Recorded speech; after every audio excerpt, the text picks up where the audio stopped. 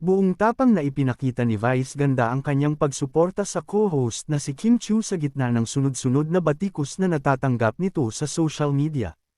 Ayon sa TV host, may karapatan ang bawat Pilipino na magpahayag ng sariling opinyon at paninindigan, anuman ang kanilang panig o paniniwala. Iginiit ni Vice na hindi tama na patahimikin ang isang tao dahil lamang hindi ito sang-ayon sa pananaw ng iba.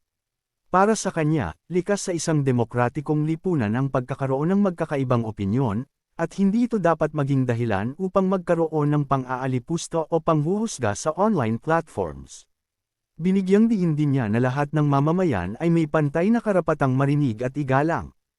Ani Vice, hindi dapat sukatin ang pagkatao base sa pagkakaiba ng paniniwala, kundi sa kakayahang makipag-usap ng may respeto at bukas na pag-unawa.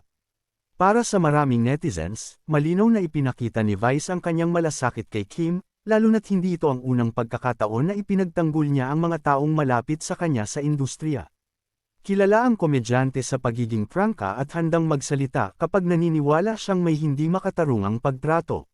Samantala, umani ng papuri mula sa fans ang naging pahayag ni Vice.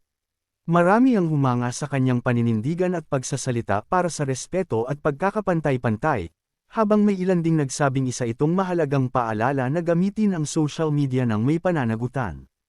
Nagsilbing paalala ang kanyang mensahe na kahit magkakaiba ang pananaw ng bawat isa, mas mahalagang manig ang respeto, pag-unawa, at pagkakaisa. Sa panahon ng mabilisang paghusga sa social media, mahalagang tandaan na bawat boses ay may karapatang marinig.